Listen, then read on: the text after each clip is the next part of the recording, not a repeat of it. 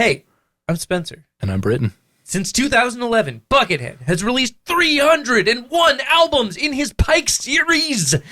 And we're going to listen to them. 3 at a time. This is Getting Head.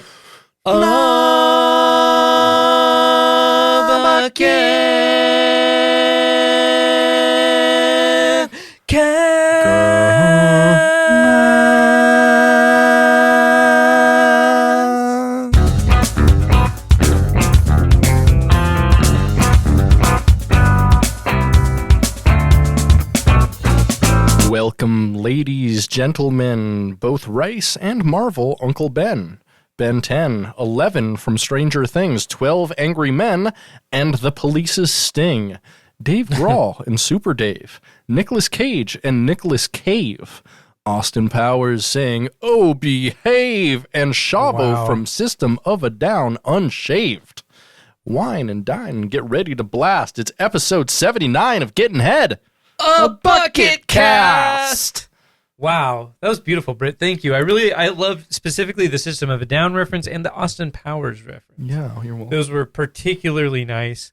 Austin Powers, relevant again, because as they say, brings me showers. Yeah, Austin Powers brings me showers. That's a quote from my brother. That's the funniest joke he's ever written. I mean, it's also just, representative of reality as we know it. Yes, absolutely. So, I'm inclined to repeat it until it stops being accurate. Mm-hmm. Anyways, hey, we're here. It is April 7th. 2020, well, when we're recording this, obviously. It's April 7th, 2022. Mm-hmm. That is one day, less than one day, before your birthday. How do you feel about that? Last year, we recorded this on your birthday. Yeah, we did. We had my brother as a guest last year on episode 20-something. Mm-hmm. 27, probably. I'm feeling all right about aging. I don't know. It's whatever. So you're going to be 41. 49, actually. Oh, nice. I skipped a couple years. Nice. Yeah, I decided I was just kind of done with my 30s. Last year I was 33. Mm-hmm. This year I said I was going to go to 41, but I'm like, there's 8 years there I probably just don't need. So. And you want to be a 49er, so you're just let's do it. Let's do it. Bay Area, baby. 49ers. Right? So I'm 49 in this year. Mm-hmm. Next year, I'm probably going to go back to 35. We'll see, though. We'll play it by ear. Yeah. We will play it by ear. Yeah, we will. How you doing? How you doing? What's new? Oh my God. Okay. I was going to tell a different story, but then something happened to me today that I feel like I have to talk about. Now, it is something I've talked about before on this podcast, but the fact that it happened again. Well, we got to talk about that. So today I was running errands for a lot of the day. I had to do a lot of things. I had to go to the post office. I had to go pick up some sheets for my new bed, which you helped me pick up. We went and picked up a mattress and basically held it to the top of my car. Up a mattress. We literally picked up a mattress. It's a king-size mattress, gigantic. It's big. And we strapped it to the roof of my car and drove it halfway across the city. It was an adventure. Interestingly enough, too, the mattress is the size of your bedroom.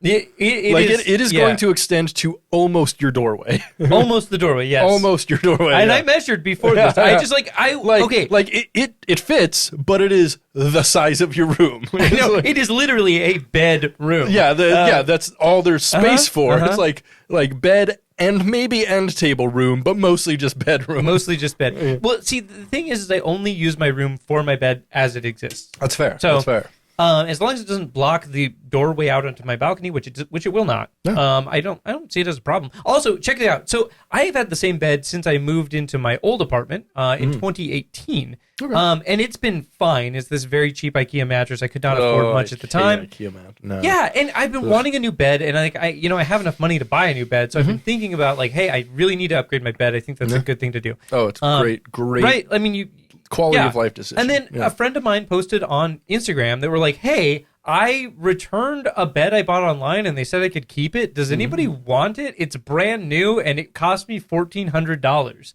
And I was like, sign me up. I'll take a fucking free fancy mattress. Bed. Hell yeah. It's brand new. Yeah, I love that shit. And so I hit up my friend and she was like, yeah, come get it. And so I went and picked up this mattress. It actually feels really nice. It feels like it's pretty high quality. I haven't laid on it yet, but seems nice. Seems well made. The car seemed to like it. So. The car, yeah. The car and the mattress bonded a little bit, and they seem to hit it off. So I'm assuming it's going to be good. But feeling pretty positive about that. But one of the other things I had to do today was I needed to pick up a replacement light bulb for my kitchen. Now, a few things about this. Firstly, my kitchen uses the shittiest, most obscure fucking light bulb I have ever seen in my life. Yeah, and it is a giant pain in the ass to find one. I've actually gone to 3 separate hardware stores and not been able to find it.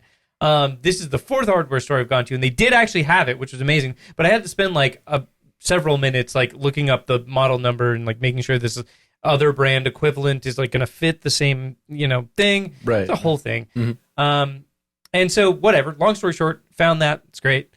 I go up to pay for my my light bulb and the straps that I got for the bed. Right. The guy sitting at the counter has a Star Wars mask on, and it's not covering his nose. It's only covering his mouth. And whatever. So I'm just paying for my stuff, and as you can see, like I'm wearing a shirt with like a death metal band on it. Sure. Right. So the guy at the counter. Man, I had headphones in, but he's like, "Hey, man," and I'm like, "What's up?" He's like, "Hey, is that a band?" And I'm like, "Yeah, it is a band. They're called Defeated Sanity. They're from Denmark. I saw them at El Corazon 2 weeks ago." He was like, "That's pretty cool. What kind of music do they play?" And I was like, "Death metal." He was like, "Cool. You listen to other stuff?" Oh no. And I was like, "No." Sure. And he was like, "No, he didn't." What about electronic? No! This is the second time. I know. This is the second guy. This is the second hardware store EDM weirdo. So no, it's the same guy. Oh, it's the same guy. It's the same guy. Wait, is it the same hardware store? Yes. Oh, okay. Okay. So as soon as this started happening, like I'm wearing a mask, so he can't see my face, but I am like smiling such a smirk. Like I'm like, you really don't remember doing this to me like 6 months ago. That's because he does this to everybody. And I was like, that was the thought. I was like, do you do this to everybody? Yeah. So then, okay, let me tell you how it went, because it went exactly the same as the last one. So he has this down to a pattern. He's like, go to YouTube, and I'm like, all right. So I pull up YouTube on my phone. He's like, type in. Did you spell that right? And he said that. He's like, yeah, I know. He's like, make sure you spell it right. I remember this story, Make sure you spell it right. And then, so I look it up. He's like, cool, yeah, that's me. I make like deep house, like glitch, like deep house, like deep, like house and glitch core. I think he said glitch core. It's the thing that he said. And then I was like, cool, man, sounds rad. And then he was like, check it out. And he turned his monitor towards me. No. And he said, check it out. I'm on the radio. And I was like, cool, man. And he was like, I get most of my traffic from Europe. And I was like, yeah, man, Europe, they need it. And I actually did say Europe, they need it. And then I was like, but here's the most interesting part about that. So on his like the website he showed me of his like radio page or whatever, I wasn't exactly sure what it was. I didn't see what the website was. There was a picture of him that I could tell it was him, but it was obviously like it was him from like a very long time ago. Like in the picture, he looked like he was like a maybe 25-year-old dude. And he's in his 40s now? In real life, yeah. In real life, I would say at youngest 41. Like, at like he definitely like he didn't. I'm not saying he looked bad or anything. He just definitely like he looked older, like significantly. And so like the photo of him, it was like a professionally taken photo of like him against like leaning up against a wall with like headphones around his neck. Oh, I know. It's like I hate DJ photos. I know. They're the most uncomfortable shit ever. I know. It was really funny. It was very like stereotypical DJ photo, and yeah. So that happened again. Make sure you bleep out his name. His name. Make sure to bleep it because I think that would be funny. His name? Yeah, I did. Oh yeah. But like on the actual podcast, like bleep it out. Yeah, that would be funny. I'm just gonna say Odessa. Like, why Odessa? Because they are from here. Yippee-ki-yay, Mr. Falcon. Yeah. So that happened to me again, and I just think it's so amazing that like I was in that place not that long ago. That was not that long ago that happened. Dude, like that was like 6 months ago at most. I mean, me and Beck have told you the tale of Messy Jesse, correct? Oh yeah, have you ever told that story on here? Yeah, I've told that story on here. Okay. Yeah. So that type of clerk exists, and like thankfully, I've never had that clerk work for me because like if a customer told me that they did that to someone, I'd be like, hey, let me pull you aside here. So, I understand you're talking to people about your music project. Yeah. Let me tell you a story about this guy named Messy Jesse and what a fucking dork he was. And then at the end of the story, be like, yeah, so do you want to be that type of person? I don't think that you do. I don't want to tell the person like straight up, don't tell people about your music. I just want people to know, hey, you're a type of person that people don't want to be, and you shouldn't want to be that type of person. Agreed. And so what I'm saying is this person needs a good manager. I think he owns the store. No! Well, he's always there. He's like either the only employee, which I could believe that as well, or he owns the store. Yeah, they're always looking for help there. For some reason, they always have a help wanted sign there. Yeah. It seems like a hell of a thing. But anyways, I'm still not going to listen to that guy's music. You know what? And here we go. What? Well, it's too bad because we're going to do a whole special episode on that guy's music. Let's not. There's nothing you can do about it. No, he has SEO set up for his fucking electronic music. He'll find us talking about it. I don't want that. I have to go to that hardware store regularly. Like I don't want him to know that I've listened to his music or made a podcast about him. That is the worst idea ever. Shut up. We're not doing that.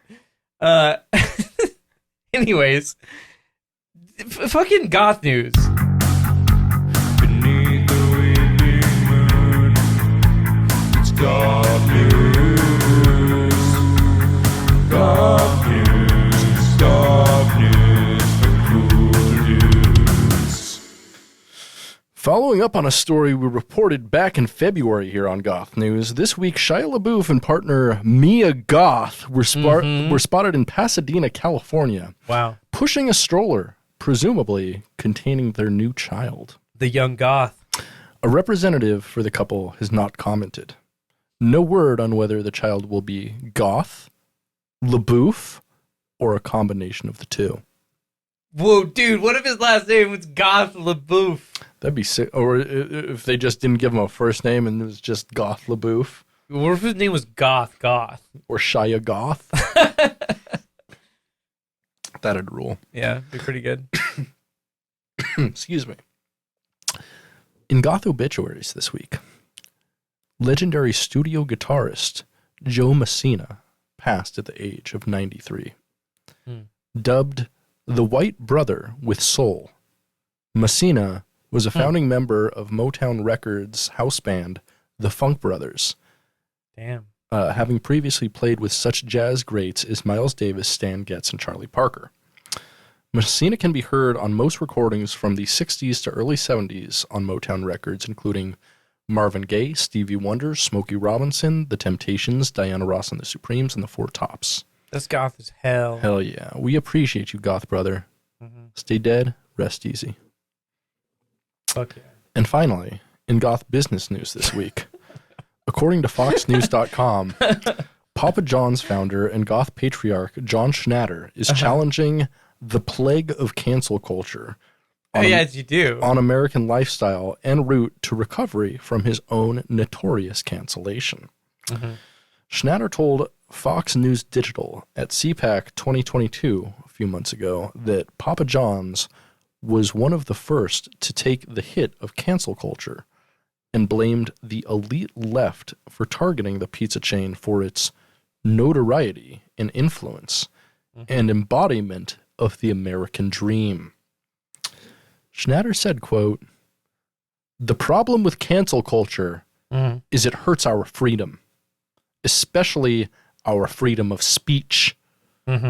And there's a reason why that's the First Amendment to the Constitution, he said. And for those reasons, we were the first ones to take a hit. We were cancel culture before anybody knew what the heck it was. Schnatter stepped down as CEO of Papa John's in 2018 after he blamed declining sales on football players protesting the treatment of black people in America, causing their stock to fall 30%. He then used the N-word during a conference call. Yeah, I did. Dark news for cool dudes. So we have something to talk about briefly. We do. We're going to have to use more time to talk about this later, but we do have to talk about it for a while. Because we just have to make folks aware of it. But I think I think when we do the full episode about it, we should drop that in the main feed. I feel like that's 100%. So I'll go ahead and introduce this because I introduced you into this. So yeah, I was on Twitter and following Travis View, a Travis View from QAnon Anonymous podcast, which we've talked about here on before. Great anti-conspiracy podcast. It's really wonderful. There's a podcast critical of conspiracy theories, and it is wonderful. Yeah, not anti-conspiracy, because they do point out real conspiracies on there, but it is critical of a lot of like right-wing and mainstream conspiracies, especially QAnon. So he posted a thing. There was like new Primus song, first song in 5 years. Actually, you know what? I should just read this tweet because, like, it piqued my interest, and it should pique everybody's interest. Here, I have it pulled up. You got it? Yeah. So, Here. I got it too. So, Travis View said, Primus released their first new song in 5 years. It's a 12-minute prog jam about conspiracism that includes references to chemtrails, flat Earth, anti-vax, Anunnaki, JFK Jr. lives, and other conspiracy theories. And it's called Conspiranoia. I have the lyrics pulled up for Conspiranoia. It doesn't actually have a lot of lyrics. See, that's what I thought, but then I was looking through this, and there's actually like quite a bit of lyrics. Oh, were there? Well, I mean, for a 12-minute song, it's only got like 6 stanzas or something. Yeah, that's true.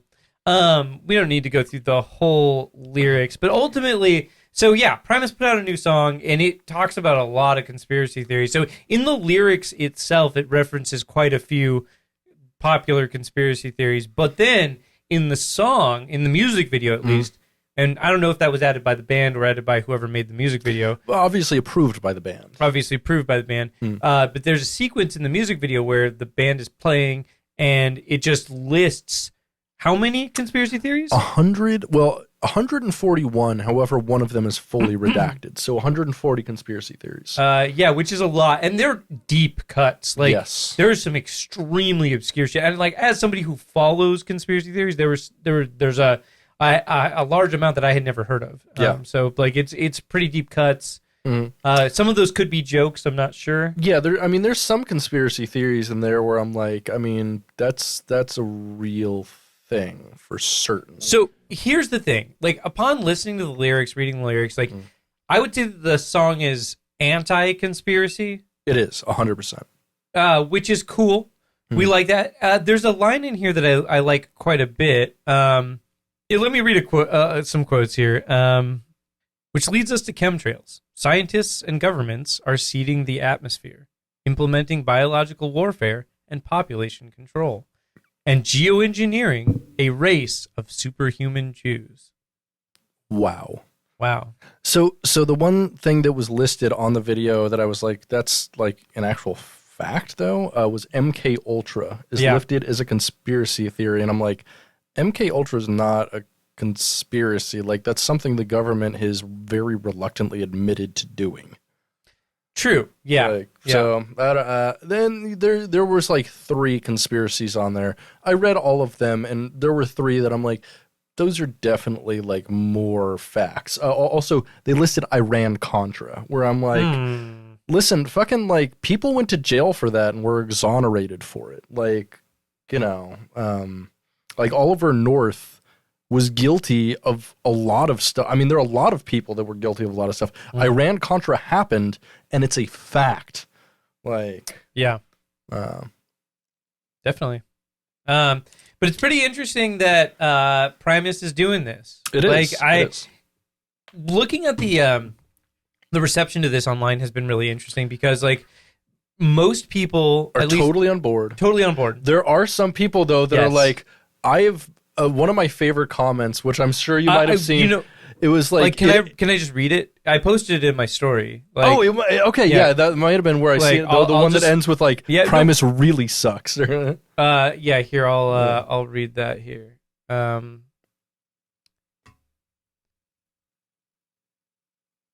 Michael Riley says last night. Mhm.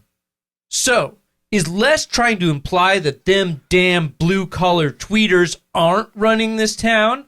Tweakers. Have tweeters. In the song, it's blue collar tweakers. So Okay. he misspelled. Yeah. Yeah. Have these toys started winding down? I think so. Les is an amazing bassist and musical genius. I cannot support this new crap. However, Primus now sucks for real. Yeah. You tell him. You tell Les Claypool. He cares. How fucking beautiful is that? Like, I love the idea that there's like conspiracy dorks that are mad at Primus. I'm determined to find more of that. Oh, and there's a lot showcase of it. yeah. There's So in our special episode about it, like I want to talk about that. I think that's amazing. I think it's cool for Primus to be against conspiracy theories. I thought the song was okay. There's some synthesizers in it, which is fun. The song's okay. It's okay. There's like, I don't know. It sounds like Primus live stuff, to be honest, because it's a lot jammier and less tight than a lot of what they do, and it's a lot more of like Les Claypool going real hard on bass. Damn, he goes real hard on the bass. Yeah. The main riff that And they're like, that thing is really cool. Yeah. Yeah, He does some There's cool stuff. Yeah, Pretty cool. and you know, it's an interesting combination of. I'd say it's very obvious that they just toured a bunch of Rush material. Yeah, because But of it the also- synths and Yeah, stuff. it's like Rush and like 80s Pink Floyd together because it's got a very big spacey feel to it. Especially the guitars are super David Gilmour-y. It's pretty sick though. It's like for a 12-minute song by Primus that's a prog rock odyssey. I like it more than most of what Primus does, straight up. Yeah, that was pretty good. Yeah, it's pretty good. That's pretty good. Indeed. Yeah. Well, anyways, we'll talk more about that, but yeah. it's interesting, and it's a wild time. It's really wild to hear Primus talking about like chemtrails and like COVID conspiracies and stuff. It's interesting to wild. see bands that have never really been political before just Suddenly make a weirdly political statement, even Yeah. though conspiracy theories shouldn't necessarily be political but they are in now. nature, but they are now. Like yeah. that's the thing. Like modern conspiracy theories are it's all Yeah, a I mean, politics game. Literally, so out of the 140 conspiracies they listed, only 3 of them are really like leftist conspiracies. The other ones are on the opposite side of the political spectrum, which is like, you know, Yeah. yeah, Yep. Well, yep. that's pretty cool. It Pretty is. cool stuff. Britt, What's up? would you be down to bucket fact us? I would love to bucket the fuck out of this fact. Bucket fact, Bucket fucked. Bucket fucked. Bucket fucked. Bucket fucked. Bucket fucked. Bucket fucked. Bucket fucked. Bucket fucked. Today we're going to talk about a one-off project that Buckethead made with another artist and never did a whole lot of anything with afterwards, but nonetheless goes very, very hard. 2008's Bolt-on Neck by the Frankenstein Brothers. The Frankenstein Bros. The Frankenstein Brothers. The Frankenstein Brothers are a duo of Buckethead and Mike Silverman, better known as That One Guy, who's an American musician based in Las Vegas. He performs mostly as a one-man band using a variety of homemade musical instruments. Whoa. Okay. Buckethead and That One Guy played together early in Buckethead's solo touring career in 2006, and they would continue tour support with one another for several years. With that one guy co-headlining duties with Buckethead on a tour in 2008. Nice. The two enjoyed working together, And so they did what happens when Buckethead likes you. They recorded an album at TDRS produced by Travis Dickerson. Nice. The album is a unique mix of electronic compositions with what I can assume is that one guy's unique mix of electronic instruments, as well as what is very obviously Buckethead doing guitar stuff and beats. And honestly, listening to the Pikes, it's almost obvious that Buckethead definitely picked up a lot of influence from this guy. Mike Silverman. What year was this? Sorry. This was 2008 that they did this, but they started playing together in 2005, 2006. Bam. Doing shows together. So Mike Silverman does a show as that one guy, and I watched a clip in where he's talking to the audience, and someone asked him a question about Buckethead, and he says, quote, there was always a guy like that one guy, maybe a couple guys at every show, and I'd usually go on first, and that one guy would yell out, Buckethead, because they didn't want to see me. They only wanted to see him. And later on in the show, we'd play together. So, I showed that guy, but they were only there for Buckethead. And I thought to myself, near the end of the tour, it's going to be nice when I can do my own tour again and they're not yelling that at me. But then, my next tour, when I was alone, at every show, there was still that one guy by himself yelling Buckethead. That's amazing. I know, right? That's a very Buckethead fan thing. I know. To do. I love that. Like, I heard that and I cracked up, and I'm like, I just have to. Beautiful. I need to write that because I had to write down the quote, and it took me like 20 minutes, but it was like, this is like too good not to like relate because it's indicative of the Buckethead's fan base, Yeah, definitely. It's lovely. It's lovely. It is lovely. And I actually have to point out... It was probably Jordan Vine. Probably. However, I have one comment from the YouTube comments on this album. And the very top comment is like one of my favorite things about this whole thing. It's Terry Green says 5 years ago, I saw this shit live in Dallas on 3 hits of acid. My life has never been the same. I believe him. Yeah, Terry, I hope you're doing well. That rocks. Yeah, I hope it wasn't like it unlocked some doorway that he now cannot close, and it's just like all fucked up all the time. Yeah, it's like he can't stop coming. Like, just can't stop. Yeah, he's like, it's just like oversensitive. Like someone's like, "Hey, how you doing today?" He's like, it's happening again. Too much. It's like the dolphin pussy jelly, and so like how a dolphin's pussy makes jelly that makes the male dolphin start like come uncontrollably, like they can't stop coming until the jelly washes off or whatever. And so like somebody hypothesized that, hey, maybe that works on humans. You put the jelly on your ding dong and then you come until you die. There's worse ways to go. Yeah. 2008's Bolt-on Neck by the Frankenstein Brothers is a very cool album that definitely has a unique, loose electronic feel that I can't really compare to a whole lot, especially Buckethead, because the electronic stuff he does is usually very tight and very programmed. That's true. And this has like a very loose swing to it that I can't really compare to anything else Buckethead related. It's pretty neat. And I'd recommend giving it a listen, especially if you're into the more effects heavy and electronic drum pikes. It rocks. All right. Hell yeah. I love that. Bucket Fact. We listen to three more pikes this week. Oneiric Pool.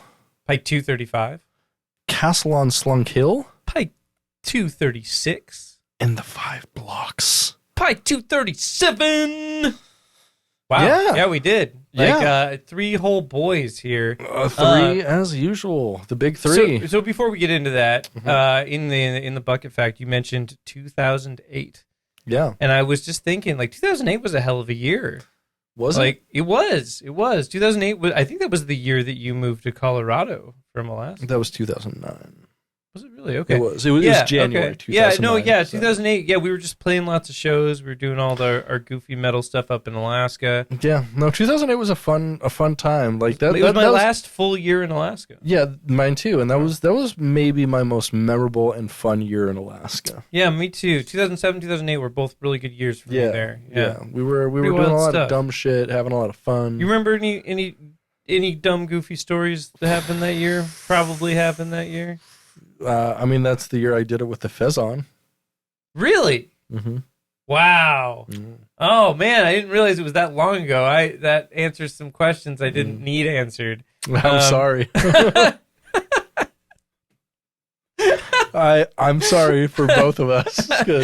Thanks. It makes me remember answers to questions that I wish I forgot the answers to. Yeah. Yeah. This fucking memento up in this shit. Yeah. Damn. Yeah. All right. Well, Pike 235. Oneiric. Because I think it's spelled like honorary, right? So Oneiric. It means of and or relating to dreams. Mm. So essentially, dream pool. Yeah. Okay. So dream pool. Yeah. Much cooler than Deadpool. Yeah. I mean, what's uncooler than Deadpool? Doctor Who. True. Mm-hmm. The thing that bothers me, I think, about Deadpool is it's like the guy who plays Deadpool is objectively like one of the cooler seeming guys on the planet, and Interesting. And zero Deadpool fans are anything like him. That's true. I have never met a Deadpool fan that reminds me at all in any way of Ryan Reynolds. Is there okay, the overlap between Deadpool fans and Rick and Morty fans is just a circle, right? It's just a complete circle. Like there's no way that people can be like fans of one and not the other. Yeah, property. no, there is. Like Rick and Morty fans can be a little bit more pretentious and nerdier and be like, well, Deadpool, like it's funny. I get it. I get the jokes, but it's just not smart enough for me. Yep, that person that person exists. Man. That person exists sure. more than your type of person exists, Spenser. What is my type of person? I don't know, fucking dorky metalhead who has a shitty podcast about something no one cares about. Well, that's true. That is true. You got me there. It's the two of us in that category, Spenser. It's just the two of us. You're right. I love it when you talk shit about the podcast, when you're talking shit about me, because it's like it relates to both of us. It's nice. Yeah, you're taking yourself down with me. I appreciate it. No, I recognize it. We're the same dumb asshole. It's true. Yeah, it's true. that's why we do this podcast and why it works. Is it's we've got the hive mind of dumb idiot bullshit. Yeah, is Buckethead our Borg queen? Sure, let's say that. Sure, why not? This pike was pretty good. This is a pretty good pike. I liked it. So, it starts out with like some really melodic, soaring alt rock type stuff. That's kind of like post rock as well. Yeah. Then it picks up into more ballad territory. And one thing too is like this is all the tracks are Oneiric Pool parts 1 through 7. So it's meant to be kind of one big contiguous song, and it sounds like it too. It flows. It definitely flows. It gets a little heavy in parts. Like, it does. Like track 3 gets into like hard rock. Yeah. And then it kind of like tracks 4, 5, 6. It felt kind of proggy to me, kind of like proggy in the sense of like, you know, like the songs are long and it kind of like flows into, it takes you on a journey a little bit. It's not just like a really long guitar solo, even though there are really long guitar solos. I feel like there's not really so many solos on this album as there are just like leads. Like there's big, long, super soaring leads. Yeah. This isn't like a super shred album at all. It's just like a big melodic, like melody solo or lead at best. Yeah, it's pretty cool. It's very epic. Yeah. Yeah. It's very soaring. It sounds kind of hopeful, like very. Have you ever felt soaring before? Like, have you ever felt like whatever you're doing is epic and soaring? Have you ever felt like that? One time I got pegged and that asshole was soaring as fuck. You know what I'm saying? It was sore as hell, soaring. It is the eye of Soren. I've actually never been pegged, oddly. Hmm. Yeah, that's weird, Okay. right? That was a weird come around from the joke. I mean, I feel like you ruined the joke. I figured you should have just shut up about that. I might be able to come around if I got paid. You Oh never know. yeah. Like, it's, yeah. So I don't know. I feel like it's just like the prostate is a little more fickle. Sure. You can't just like keep on jamming on it and like hope for something to work. You gotta find the right. I mean, it's like the G spot, you know. Some people it works if you just like keep on hitting it hard enough, and it's just shit goes off. But a lot of people, work the flute. You know what I'm saying? Yeah. Like Inner flute. Light. The inner, like the Star Trek: The Next Generation episode, Inner Light. That's what you we're gotta talking go about. back in time. Or no, he didn't go back in time. I mean, it was an alternate future. Yeah, pocket timeline. Alternate reality. Back to Oneiric Pool. Good album. Epic. Nice soft metal feel, or like soft hard rock. Very soaring, very post rocky. It's good.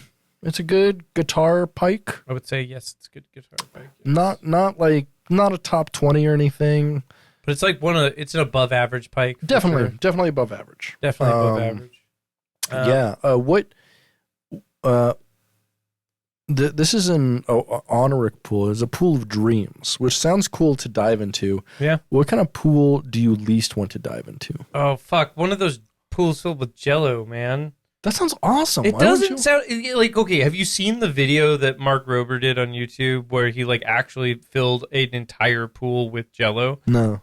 It looks so gross, bro. Like you should like watch it, and then it looks incredibly gross and not fun. Like the idea of it is cool, but when you actually see it IRL, you're like, I don't fucking get that. Is it? Does he just make really unsanitary jello? No, he just makes a lot of jello, and it's just a lot of. You'll see. Just what it just looks gross. Trust me. It sounds. Because he also uses red jello too, which like it looks really fucked up. Trust me. Yeah. So any last words on Pike 235? Nope. Me either. Pool of dreams. Yeah. I'm gonna pee into that dream pool. Hell yeah. I'm gonna pee into my pants. Call it a dream pool. Pike 236. Castle on Slunk Hill. Coincidentally enough, with the background you have here, the castle on Slunk Hill is what they call Tower 7 of the World Trade Center. That's true. It's true. We have the Twin Towers behind us. You know. The Tower 7 that collapsed without any provocation. No, there's actually an explanation. I know there is an actually. That's why I'm laughing. Is because Tower 7 collapsed for reasons that are very well laid out, but people are still like, well, why did it collapse? I'm like, I mean, the fire marshal did like a very thorough investigation on it. You can check it out. Like, there's a lot. Basically, the entire there. building was compromised by like multiple fires all around the base of the building. It's how buildings collapse. 9/11 truthers, man. What a mess. I mean, there's a ton of stuff that like. I mean, we know like Saudi Arabia is very responsible for 9/11, and they've never been held to account. So there is a truth to 9/11 that has not been explored. However, it's not what it is. George Bush didn't fucking plant a bomb. Like, Britt. Yeah. Did you say Bush didn't do 9/11? The only I don't know if we can do this podcast anymore. Yeah. George Bush doesn't do 69, but he could have done 9/11. All right. And 420, but didn't inhale. No, he inhales. What? No, Bush loves weed. Yeah, that's true. Yeah, that dude smokes hella weed. Yeah. We know. It is known. Pike 236 is a fucking banger. This is a rad Castle on pike. Slunk Hill was released on November 4th, 2016, 8 days after Oneiric Pool. And it's fucking diverse and riffy and weird and experimental. Right. And it is one of the most creative pikes I've heard in a while. Yeah, so this one reminds me of like a roller coaster track repair. Like, it is all over the place. It is super experimental, proggy. It's manic. But it doesn't feel forced. Like No, it feels, it all flows together, and it's really cool. I would say this is one of the strongest pikes that I've heard. Absolutely, in quite a long time. Yeah, no, this is definitely. I wrote here. It's easily a top 20 pike for me. Yeah. Maybe a top 10. It's one Really of those pikes fucking good. that is just like Buckethead doing crazy idea after crazy idea. He doesn't repeat like anything. Part of it actually reminded me of Le Scrawl, the way he just mashed up like different. You know, I was thinking about bringing up Le Scrawl as well. Like, if you're unfamiliar with what Le Scrawl is, they are a German grindcore / ska / jazz band. That's about right. That is truly unhinged and truly beautiful. They have a compilation record called Too Short to Ignore that is one of my favorite releases of all time. It's incredible. I can't recommend it enough. They're truly wild. But what makes that band cool is like they are super diverse, and it's just like it'll go from grind to ska to grind to jazz to ska to whatever. It's wild. It's truly wild. And parts of this did remind me of that. Yes, pretty cool. Yeah, it was Scrawl's really a great. good band. And then the last song, Castle on Slunk, Corridors Part 6, was a fucking swan song, basically. Did you get that? It was like big and noisy and kind of atmospheric. Had like atmospheric drums. Oh, it had the synths. Yeah. Yeah, and it had synths. Yeah, it right. sounded like a swan song to me, without vocals, obviously. But it was just like, it was a big, cavernous sounding post-metal song. Yeah, it was really cool. And that's not the only cool part on this record. No. Corridor Part 3 has one of the most wild solos I think I've ever heard from Buckethead. He's like slamming that kill switch and like doing some wild sweeping, and it is crazy. Like, even for him, like some of the solos on this record are just crazy. Yeah, and also on that track you were just mentioning, Corridors Part 3, it starts out with like this cool metal riff, and then he just plays it on an acoustic guitar a couple times out of nowhere, and then it just goes into straight shredding. And it's like I don't know, it has more of a concentration on diversity and like keeping the music interesting than most of the pikes do, I feel. Definitely. And I don't know if that's by accident or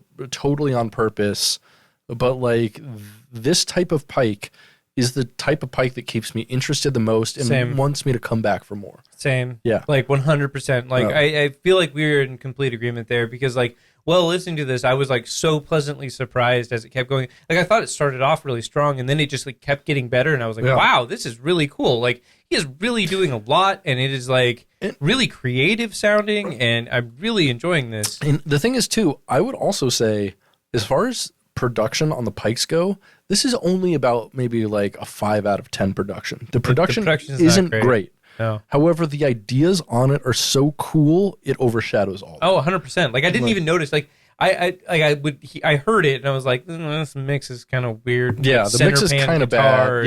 Yeah. It's not great. It sounds pretty mono, and it sounds pretty compressed, the whole mix. but like, the songs are so cool. It really like ends up being fine. Like, honestly. Yeah, banger pike. 100%. At the same time, if this had good production, it'd be in my top 3, easy. Yeah. It's still definitely a crazy good pike. Easily the best pike of the week. Best pike, I'd say, of the 200 so far. I would say best pike of the 200s. I would agree. I would agree. Yeah, really good. Fucking good.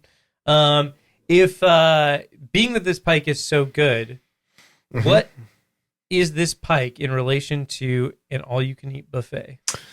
Ooh, so the thing, I mean, we got to be a little bit more specific. What type of all-you-can-eat buffet? Because like, it is general American all-you-can-eat buffet, like a Royal Fork, like a Zupa. Excuse me, like a Golden Corral. Thank you very much. So after we do some lines in the handicap stall, of course, I mean that's what you do. You go to Golden Corral. You honor, the brothers, the Darrell brothers. Yes, the Abbott brothers. Sorry, the Abbott brothers. Not the Darrell brothers. Dimebag Darrell and Vinny Darrell. Vinny Darrell Abbott. The Abbott bros. You honor the Abbott bros. You do some lines.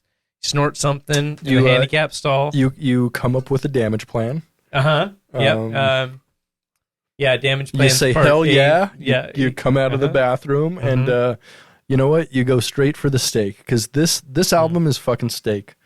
This is like the best thing you can get at a buffet. I don't usually see steak at a buffet. Are you talking about like the big carving? Excuse area? me. That's what sets Golden Corral apart. Is Golden Corral is a buffet restaurant that has steak. Interesting. Mm-hmm. Yep. I don't remember that. I've been there a couple of times back when I ate meat. Really? And like I don't that was remember like that. big selling point is they're like a buffet restaurant that has steak to order. Interesting. Yeah, that was like the thing. That was not the thing that I ate there. I No. ate like a bunch of like mashed potatoes. Like that's pretty much all I remember eating. I was just like, give me the mashed potatoes. You can make that shit for like a third of the price. I fucking like mashed potatoes, Britt. Whatever, like, man. Don't hate. Though I was also like 16 goddamn years old, so like whatever. It's fucking the steak for the same price as your goddamn mashed potatoes. But like, do you know how cheap gravy potatoes was are? pretty good. They are really cheap, and it's really easy to make mashed potatoes. And you know what? I might make some mashed potatoes. You know what I gotta say about mashed potatoes? They taste great. Easy to make. Gravy. Maple syrup. Fuck you. Maple syrup. Sure. This pike though tastes great. Easy to make. Maple Gravy. syrup. Fuck. Pike 237, The 5 Blocks, released on November 17th, 2016, 13 days after Oneiric Pool. By the way, I forgot to mention, Oneiric Pool was released on October 27th, 2016, 211 days after the previous Pike coupon, but that's because he was on tour. Yeah, and like, and actually, two of the tour dates he did in between here. No, I'm sorry, they weren't. That was actually in 2006. I got that wrong. Okay, continue. Yeah, this is reflected in the comments for Oneiric Pool. Like a lot of people being like, "Oh my god, it's been so long since there's been a Pike." A lot of people really stoked about that one as a result of that, and I feel like that was a really strong Pike to come back on. It was for sure. Like definitely, like he's kicking off. Yeah, this would have been crazy if he came back with Castle on Slunk. Oh my god, right. But this Pike is really good. Like I actually liked this one a lot as well. I thought this was a really strong week. Yeah, and oddly enough, so this album's called The 5 Blocks, but it's separated into 6 different tracks, blocks 0 through 5. I love that. I love that he starts from 0 like a programmer. It's very prog. Somebody in the comments said that. We'll get to that comment later. But yeah, I like that he starts from 0. That's great. This is a really strong Pike. This is kind of like the previous Pike, but it's not. Okay, it's not. You're right. No, this is like some of the Pikes in like the early like 10s and 20s. It's got definitely like a post-rock aesthetic to it, but it's very driving and it's very hopeful sounding. Yeah, and there's like a lot of like harmonized guitars. The mix is a lot better on this one. The production on this is fantastic. Yeah, this one is much better, and like it sounds more like I don't know. It sounds like he spent more time on it, which is weird because like the previous one's so creative, you know? It sounds like he spent more time on the production aspect of this. Like it sounds like someone paid him to make this album, whereas the last one, it sounded like he did it just for Buckethead.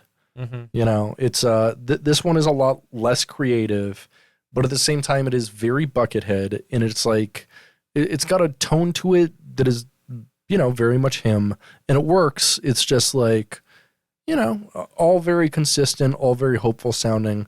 It sounds like, you know, just like the soundtrack to a rock climbing movie or like something where like... Well, like a cool rock climbing movie? Like Cliffhanger? No. Vertical Limit? No. Like a documentary, like where a guy's like overcoming nature or something cool like that.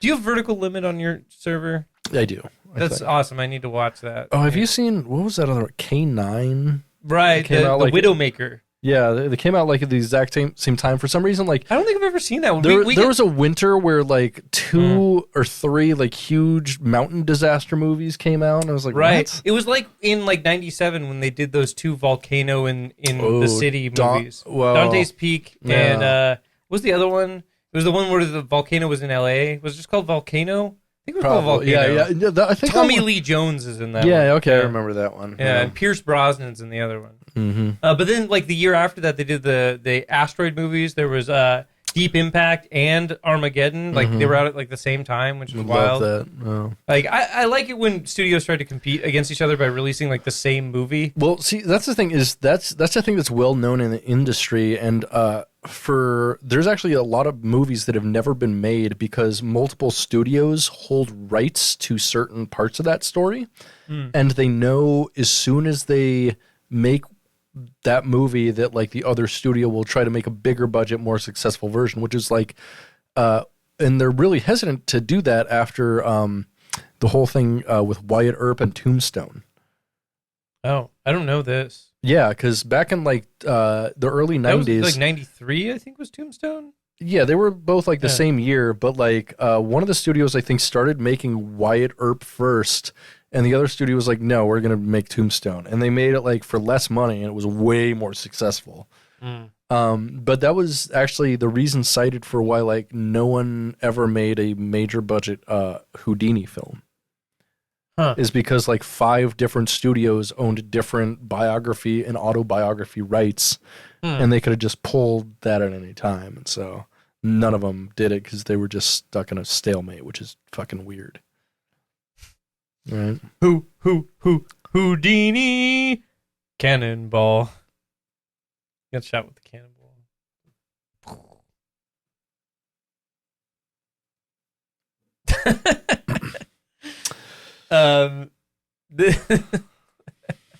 This Pike's pretty good. Yeah. I liked it. I liked all 3 of the Pikes this week. I thought they were all really good. Yeah. Like, he's been doing... I think the 200s, honestly, have been, like, really fucking strong, mostly. I mean, like, except for the Halloween Pikes.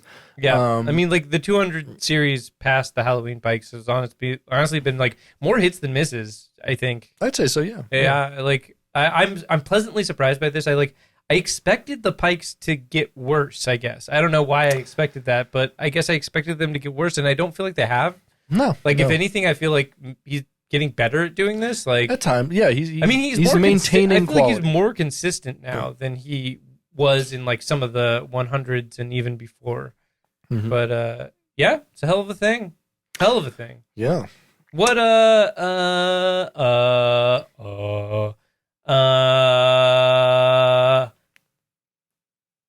I don't know. What 5 things are you blocking from getting hit? Okay. So, children, animals, dumpsters, guardrails, and a melon at a Gallagher show. Interesting. Yeah. Mm-hmm. Mm-hmm. Well, who are 5 people who have blocked you, Britt? I feel like I'm always the one to block people first. You're always the blocker, huh? I can't think never of the blockee. I can't think of like a single person who's actually blocked me. I'm usually the blocker just because I'm like, I don't have fucking time to deal with your bullshit. Mm-hmm. You lay down the band. I like to have a good time on the internet, and so if someone comes into my DMs and they're like, I'm determined to make you have a bad time on the internet, I'm like, well, that's what the block button is for. And then it's easy. It's very easy. Dang. Yeah, it is. They made it pretty easy. Pretty easy. You ever see that movie Disturbia? Yeah, starring that was Shia right. LaBeouf. Yeah, a partner of Mia Goth. Yeah. Goth LaBeouf. Yeah. That film has like a very memorable opening sequence. I don't remember it. Yeah. Cool. Don't change the channel. Home Improvement will be right back. Oh man, we're back. Hey, we did it. How do we feel about being back? I feel relieved because I took a piss. Well, you're not going to feel relieved much longer because it's time. Britt, are you ready to go on a journey with me? Where are we going? Into the bucket void. Statements from the bucket void. Bucket void. Yeah, anyways, we're here. We're in the part of the show where we talk about YouTube comments because that's what we do. We are in the bathroom again. We're in the Arby's bathroom. We're here to talk about YouTube. The Arby's bathroom of life. I mean, that's the bucket void, really. So, I mean, there's a lot to talk about here. So let's get on into it. YouTube user IF says 5 years ago, Buckethead's music is one of the best possible things to drown in. Even after hearing everything he's done, it's still a treat to continue basking in its awesomeness. I'm not going to read the rest of it there, because the point is here, I like the idea of drowning in something. I mean, this guy's definitely a sinker, right? Definitely a sinker. Definitely into the quicksand. Definitely into quicksand. What would you choose to drown in? Got to choose.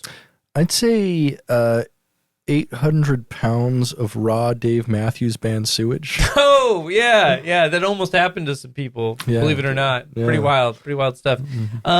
Tanmay Goswami says 5 years ago, what is this man, Buckethead? We were so thirsty for your music, but you came back again. Can't express my feelings in word. In Word? Microsoft Word, probably. Yeah, definitely. They need Google Docs to do this one. Yeah. Thank you. I like the we were so thirsty. Oh, We were so thirsty, much all right. thirsty for your music. They were so much thirsty for that music. Now it'd be squirting all over the place. Yeah. You know it'd be squirting. Yeah. Barry Smith says in a truly unhinged comment that might just be Jordan Vine. Man, I'm 60 years old and I just found this guy 2 months ago. Blew me away. I would love to see this guy with Gilmore, Page, Satriani, Beck.now. That would be a show, but I'm afraid Bucket will prevail. Hail Buckethead the King. This comment is in all caps, by the way. Yeah. So he wrote Beck, period, and then started his next sentence without a space, and YouTube thought he was linking to a website, so they made it a link, and so it says Beck.now. Also, the comment starts, he just says someone's name. Oh, yeah, because he was responding to someone. someone I'm else. So just like... that comment had been deleted, though, so it was just him saying this to nothing. Gotcha. Yeah. Okay. See how that's not a blue link? If it was a blue right. link, it would have linked to somebody else's Sure. comment. I was just very confused there. Yeah. That's why I didn't read it. Excellent. Yes. Pretty good, though. I love...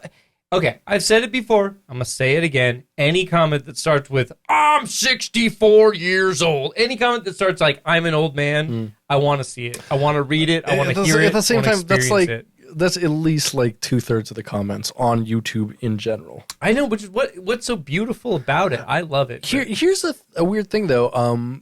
Another like very popular YouTube comment is like, I'm 13. I was born in the wrong generation. This music's so cool. That doesn't appear on Buckethead YouTube very often at all. No, it's mostly old dudes being like, I'm very old. I heard Buckethead last Joe week. Satriani, Gilmore, Page, Hendrix. I remember jerking off to Rolling Stone when Eddie Van Halen was in there, and now I'm glad I have another guy I can jerk off to in Guitar World magazine. Yeah. It's like most of the comments. Most of the comments. Mm-hmm. The comments, if you will. Chihuahua Boo Boo says 5 years ago, before then, Big P, you are her rival anyways. I have no idea what this comment means. Before then, Big P, you are her rival anyway. This is... So this was not a response to something. This was just a comment on its own. It sounds like it could have been typed like by a Chihuahua. It does. Boo-boo. Perhaps this is Chihuahua Boo Boo's thoughts. Maybe Chihuahua Boo Boo just be posting things. Before then, so I'm thinking before the big penis, you are Her rival, I can't make. I don't know. Yeah, I can't do anything I was with hoping this. you could help me with this. I can't but do anything apparently with this. No. Nobody can. Yeah. I can't make any connections Yeah, here. well, this is, moving this on. one's lost, sorry. It's chaos. Yeah. No. See Love Travels said 3 years ago.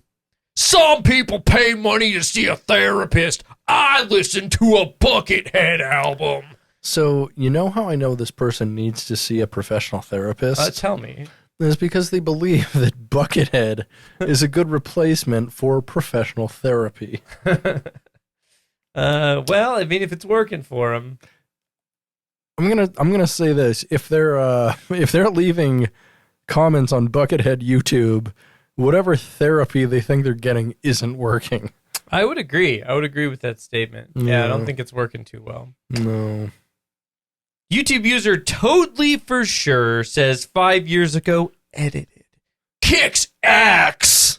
Well worth the wait after the hiatus of Buckethead's 2016 tour. This whole Pike is amazing. Should have been the soundtrack for the Deadpool movie. So Yeah. you had the same thought as Totally. this Buckethead YouTube person. Yep. If we could choose the soundtrack to the Deadpool movies, who do you think we should pick? I would say John Zord. That would be letting John Zorn soundtrack a Marvel movie. Unhinged. Amazingly unhinged. Yeah, that would be like next level shit. Yeah. I mean, you know what? I'd say just Buckethead. There you go. Equally unhinged. Like, that is not a responsible decision. You agree with Totally For Sure. Yeah, it should yeah. be Buckethead. Uh-huh. Yeah. Yep. You know, I agree. I would love to see Buckethead soundtrack a major media property. That would be great. It could actually be great. That'd be great. We could do a great job. I would love that. That'd be awesome. Moving on, YouTube user Katie Marigold says 5 years ago, I was hoping for some new Buckethead. Now I can cheer up from being down about the staggering pile of shit that is coming with President Trump's recent victory. President Trump.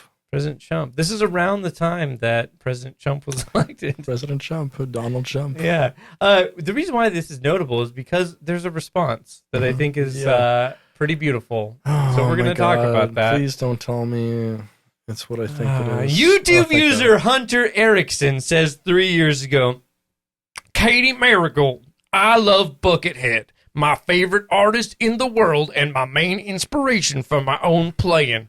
I wouldn't be where I am without him. However, shockingly enough, I guess I also support my president. I personally think he's done things to make this country better. But regardless, Buckethead isn't about politics. I have a feeling he doesn't even read up about it. All he's about is speaking through his acts, and it should stay that way. We got a Buckethead fan Trump supporter here. This is the first that I've seen, because typically politics don't come up. No, it is not the first. Oh, sorry. I mean, where RC we Swiss go, made. yes. Yeah, I RC mean, Swiss made. They're the first. Yeah, but, they're the progenitor of that. But they have not explicitly talked about Trump. This is the first time I've explicitly seen a person say, like, I support Donald Trump in a Buckethead Yes. YouTube comment. However, I will also say, as of a couple years ago, when RC Swiss Made was making their comments, I had not seen nor encountered a single QAnon supporter anywhere who did not support Trump. No, I mean, I agree. Yes. I'm not saying that you are incorrect. Yeah. I'm just saying, like, they haven't explicitly said that. True. So this is the first time And I'm also- explicitly saying that. I mean, this person is just saying, I also support my president. They could be in any country in the world, not necessarily America. They might not be talking about Trump. Sure.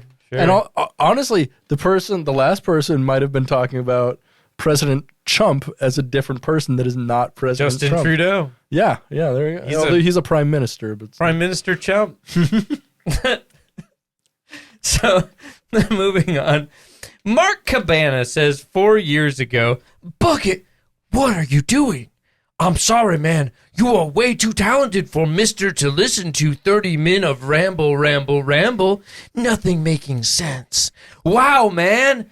First negative comment ever on the bucket, but I just can't help it. Should have clarified which Pike I was listening to. Sorry again.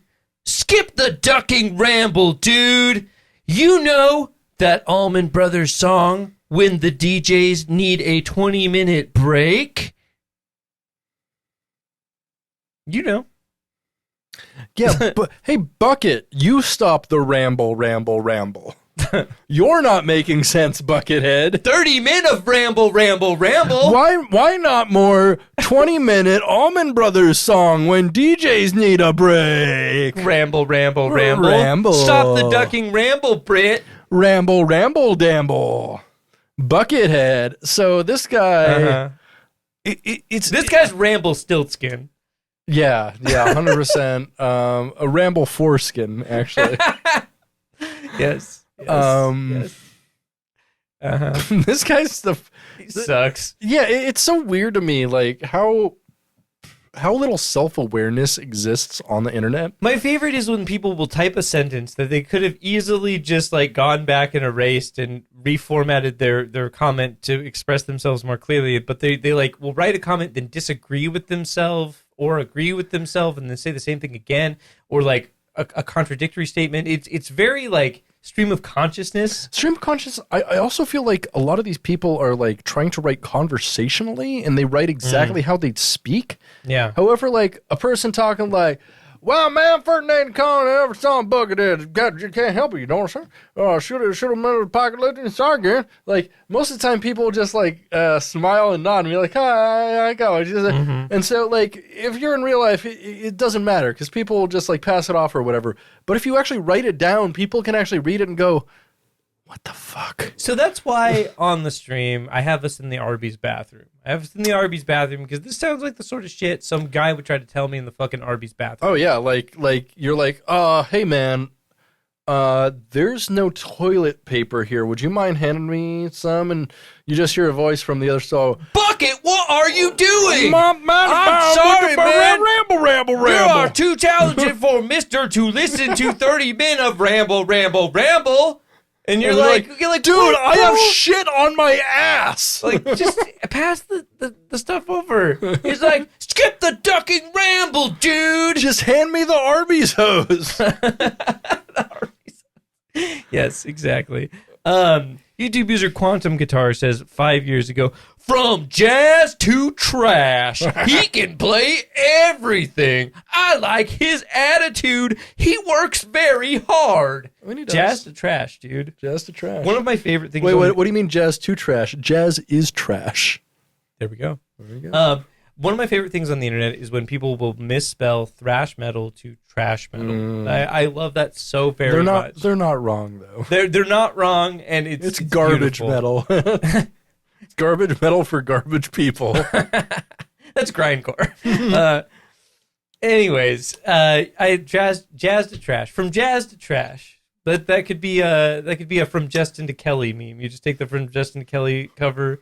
From jazz to trash. That's our Guns N' Roses cover band is jazz and trash cans. We'll get to that. YouTube user Hollis Williams says... Christmas and Hollis again. Christmas and Hollis Williams says, 1 month ago, I think he could have been a physicist or a mathematician. He is very smart and obviously doesn't shy away from technical stuff. So this person doesn't understand STEM nor music. No, this person does not. If you've ever played an instrument, how do you make the line between, I'm good at an instrument, I'd be really good as an astrophysicist? Like, what? Yeah. No. That line cannot be drawn. I agree. That line it's an irresponsible. It's just like saying, Stephen Hawking, he's real smart. I bet he'd be great at the guitar. Like, no. I mean, maybe. No. Like he could barely pick up his arms. Well, I mean, in another life, maybe he shredded hard. You know, yeah. It could have. So moving on. We'll get to that one in a second. YouTube user Omega Lord says 4 years ago, "This man a wizard." Yeah, he's an artistic wizard. Artistic wizard, I agree. Yeah, this man is a wizard. He is. Yeah, he is. Hell yeah. Yeah, hell yeah. Fuck yeah. Moving on. Rob Lee says 2 years ago, hey, ask Tom Sawyer, hey, Tom Sawyer, ask Getty if Alex is a better guitar player than Bucket. I think you know the answer. He said this to no one. This was not a response to anything. Hey, Tom Sawyer. So, hey, Tom Sawyer. He's addressing a Rush song title and asking the song to ask Getty, which is spelled like Gettysburg, not Getty Lee. Gettysburg Lee. Yeah, as we know, the Getty Lee address. Oh my God, that's the name of the episode. The Getty Lee address. Yeah, it is. So he's asking a song to ask. But he's asking it in the verse of the song, I think. So he's asking it in the lyrics of the song. Hey, Tom Sawyer. I think he's doing that. Hey, Tom Sawyer, ask Getty if Alex is a better guitar player. Back I think you already know the answer.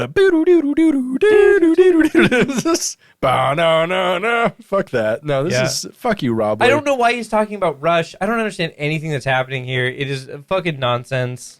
It's like this is what happens when boomers get drunk and go on YouTube. Yes. Like, this is what happens when boomers have, like, their fifth Miller Lite, and they can't handle it at Applebee's, and they stumble home and get on YouTube and start making comments. As they fucking do. Speaking of YouTube comments, we're going to talk about our favorite YouTube commenter. Oh, we love it. Master of the ship key, a bucket bar divine. Commenter extraordinary, it's time for Jordan Vine. Our favorite YouTube commenter, Jordan Vine. He's back with a vengeance. He says a lot. He says a lot this week. Some pretty wild stuff. We're gonna talk about two of his comments today. I'll need your help with the emphasis here. Okay. Jordan Vine says 3 years ago, people want masterpieces again, or a proper album. What? This is a proper album, but smaller, and this is a masterpiece, but smaller. Everything he does is a masterpiece! He doesn't just do big masterpieces, he does smaller masterpieces as well. This Pike is awesome! Well, everything he does is awesome! Mind-blowingly awesome! The greatest guitarist ever! And I mean ever to learn and play a guitar. No one else is better. No other human being who plays the instrument. Buckethead forever. Yeah, pretty intense. Sorry, I got a little lost there. But thanks for keeping us on track. Yeah, I like the idea of not just big masterpieces, smaller masterpieces too.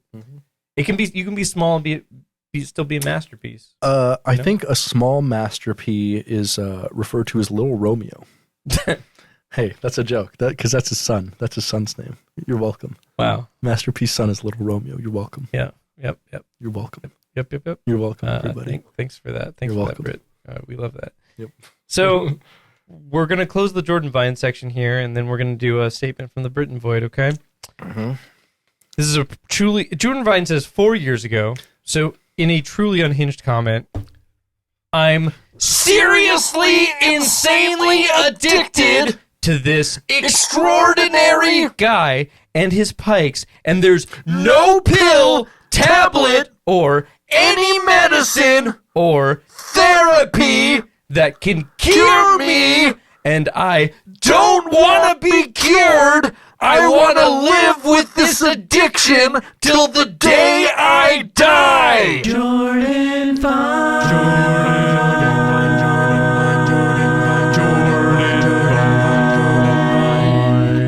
All right, we're gonna do it.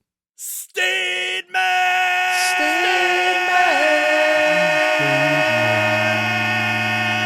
from the Britain Void.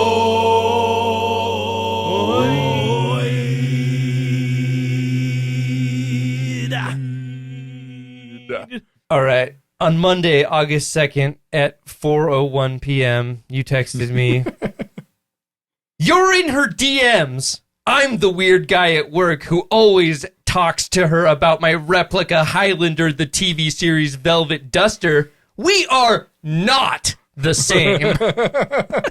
Statements from the Bucket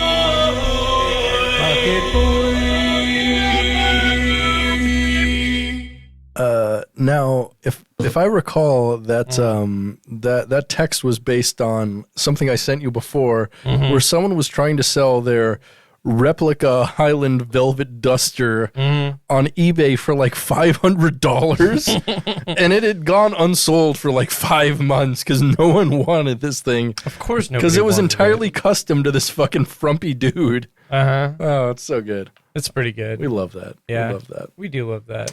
It's great. Hey, Spenser, what do you got to recommend this week? I only have an anti-recommendation. Okay, this go week. for it. And I don't normally pull out an anti-recommendation. I don't like to be too negative. But you know what I got to say? And I'm going to say it before you say it because you're probably going to say it at some point. Okay. Star Trek Picard fucking sucks. Yeah, it sucks ass. It's problematic. It's really bad. It's fucking terrible. And as big Star Trek fans, I mean, we have spent like probably, I think all of the time we've spent hanging out outside of this podcast for the last couple of weeks just complaining about Star Trek Picard. Like we talk about it so much, but we don't talk about it on here. And so I think it's funny. And I just want to, shout that out and say, don't bother. It's bad. If you watch the first season and we're like, wow, this is bad, I wonder if it's better in the second season. The answer is no. No, definitely. It's not. It's not better. No. It's worse, even, actually, that it's still going. Probably. Yeah. It's as bad. I mean, I guess I'm not going to say it's worse than the first season, but it's worse in the sense that they're continuing to go on and they're continually writing bad stories and bad dialogue. It's bad characterization. Supremely disappointing. It's supremely. Yeah, it's hard to be disappointed because like I had no expectations after the first season, but then like the very first couple episodes of this second season were okay. Yeah, and I was like the first two episodes, I was like, all right, might end up pretty this might good. be okay. And then it was like, no, just like it was like a roller coaster, and we're just down. Yeah, it was like the Dragon Wagon where there's a little hill up, but instead of a little hill down, it just went straight into fucking hell. Yeah, like watching it is like being in hell. It is truly miserable. Yeah. I don't recommend watching it. No, I can't recommend watching it. No. Britt, what can you recommend? I can actually make a huge recommendation. What do you got? I would recommend the album The Melody of Rhythm. It's a 2009 album by Béla Fleck, Edgar Meyer, and tabla player Zakir Hussain. And inasmuch, actually, I would just recommend checking out Zakir Hussain in general. The dude is a next level tabla player. Nice. Love a tabla. Like they're great. Tabla is such a cool instrument, and it adds so much texture. Right, and Edgar Meyer, the bassist and the guy who did all the arrangements for this album, was asked who the greatest musical genius he ever worked with was, and he said, without hesitation, Zakir Hussain, the tabla player on this album was. And this album has Béla Fleck on it. Yeah. So, I mean, Edgar Meyer has worked with, like, the greatest musicians of all time, and he thinks a tabla player is the best. That's which pretty. blows That's me an away. interesting perspective. Yeah, it is. Yeah. It is. But like, I mean, if you watch Zakir Hussain, you will get it because the dude plays next level shit. Like, dude fucking plays, man. No, dude can fucking rock. Plays. We fucking love that. Fucking plays. Yeah, it's tight, dude. I'm definitely gonna check that out. That sounds awesome. You should text that to me so I don't forget. Absolutely. But I will give that a listen. That sounds great. Hell yeah! I love me a great album recommendation, and we love to see it. Hey, is it time for my favorite part of the show? I think it is. Ha ha ha ha ha ha bucket joke. Ha ha ha ha ha ha bucket joke. Ha ha ha ha ha bucket joke. Ha ha ha ha ha ha bucket joke. How are pirates like a diabetic child with a juice box? Oh no. Well, it's dangerous when they hit the high seas. Yeah. It's true. What do you do when a bassist arrives early to a gig? I don't know. Well, you tip him well and thank him for the pizza. Yes. Liberal feminists' idea of progress is opening a Dairy Queen instead of a Burger King. That's too true. How does Guns N' Roses stage manager tell if the stage is level? That's a great question. Well, they see if drool is coming out of both sides of Slash's mouth. Yeah, they do. That is how they do that, isn't it? Indeed. The Republicans will accuse Democrats of running an international ring of pedophiles who perform cultish rituals and are funded by brainwashed followers and shady real estate holdings, and then they will go to Catholic Church on Sunday. You know, I've been searching for the very best camouflage, but I feel like when I find it, I shouldn't be able to find it. That's a great point, honestly. Like, I completely agree. You shouldn't be able to find it.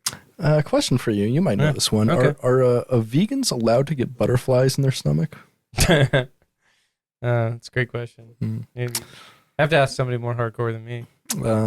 Yeah. So on my social media accounts, I have exactly 2 reply guys. I call that a pair of social relationships. Nice. I usually wear fingerless gloves, which you know. That is true. So when my girlfriend asked for mutual masturbation, I was like, geez, I got some bad news for you. All right, I'll close out on this one. Okay. A Roman, a comic, a courier, and a Gothic walk into a bar. The bartender says, "Get out. We don't want your type here." Hey. Those are all typesets. Bucket joke. Oh my God, we made it to the end of the show. It's the end of the show, Britt. We did. How cool is that? We still have one more thing. We do. We're gonna do our outro though first, right? Yeah, and we certainly are. We're gonna do the last part of the show. Yeah. Hey, I've been Britton. And I've been Spenser. You've been listening to Gettin' Ed, a Bucketcast. Stay greasy, Bucketheads. Namaste.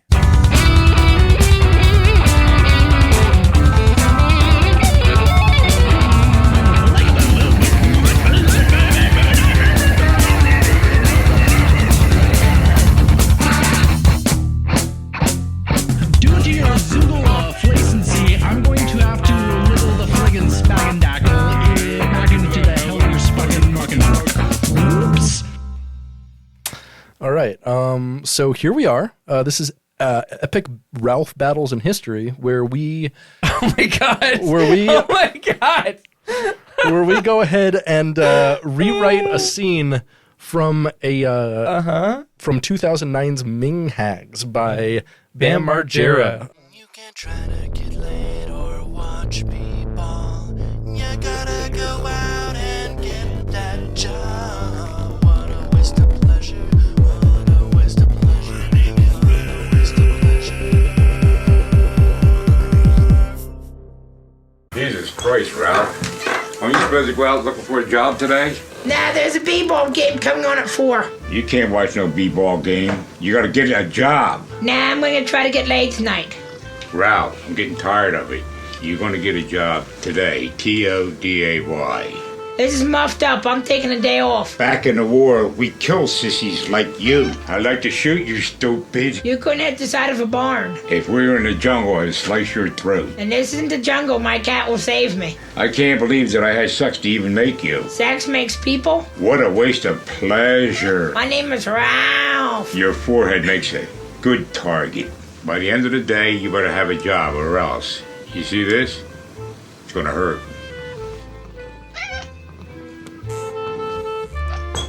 Get a job.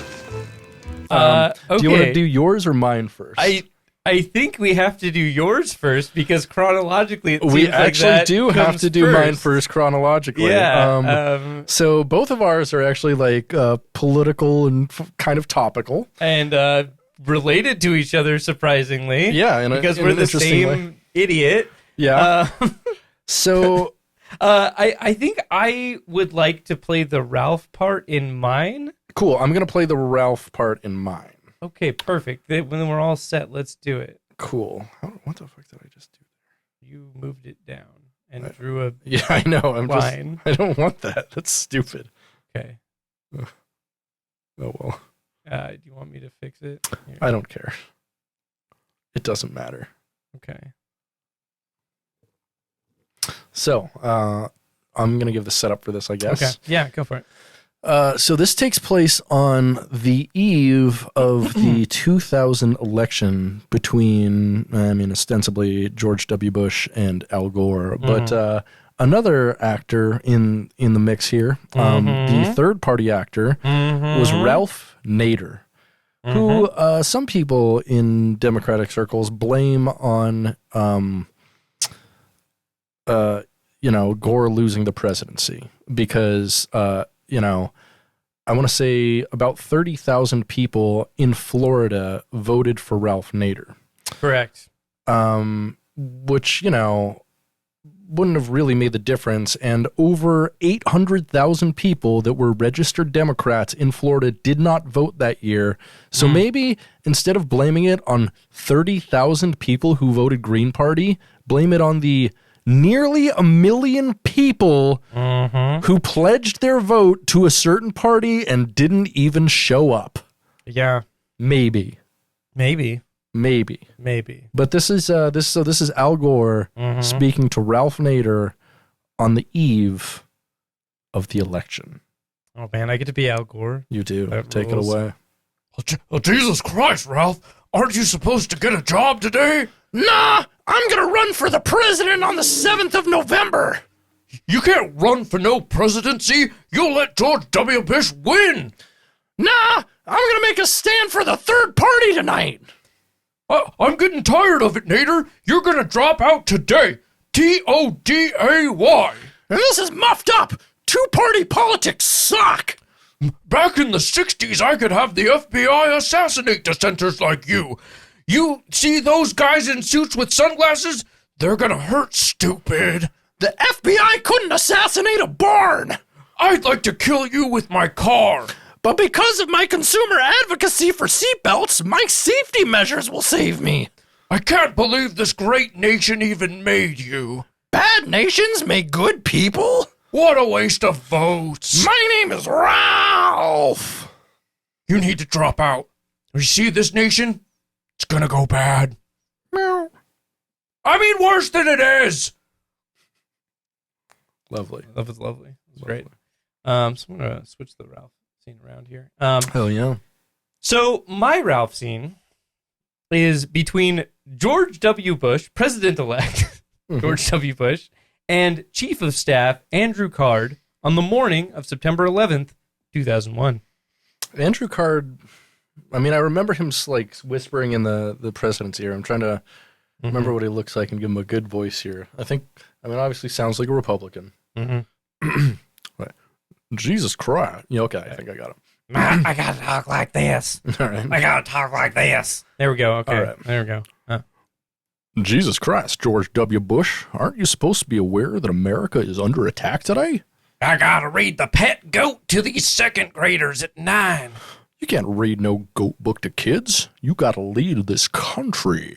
Now I'm gonna stare awkwardly around the room for 7 minutes. W, nation's getting tired of it. You're gonna respond to these terrorist attacks today. TODAY. This is muffed up. I want to know what happens to the goat. Back at the White House, we prepared a statement for a sissy like you. I'd like you to read it, stupid. I couldn't read the side of a barn. If we weren't being filmed by the press corps, I'd knock some sense into you. Well, we are being filmed. The second graders will save me. I cannot believe the American people elected you. I won the election? What a waste of fraud. My name is Bush. Your folksy idiocy makes a good target. By the end of the day, you better address the American people or else. You see this terrorist attack? It's gonna hurt. Well, read the statement. Lovely. That's great. That was great. Good stuff. That's what it is. That's where it is. That's where it is. Hey, bye. Fuck you. Hey, Later. thanks for listening, but thanks for nothing. Yeah. Oh, wait. Before we leave, Yeah. big thanks to our Patreon $5 supporters. Yeah. Read their names. Yeah, I won't read them because I have them memorized. Ian Killia, Dan Morrison, Dylan Lance. You're the man's, persons, peoples. Thank you. Speaking of which, we've got one more thing here. One more thing. So, as we talked about at the top of the show, Britt, it's your birthday tomorrow. Yeah, in like 2 hours, 2.5 hours. In like 2.5 hours. And I have your birthday present here. Cool. And I think that you should be here for me to give it to you. Excellent. We're going to do this live. This is an unboxing video, technically. Yeah, technically speaking. Using the knife given to you from Knife Nuts podcast? Yeah, from Levon. Yeah, thanks for the knife, Levon. Yeah, thanks, Levon. So happy birthday, Britt. Well, thank you. What do we got here? We got, oh my God. We've got 9/11 light roast coffee, which let's be honest, those buildings those buildings were dark roasted for certain.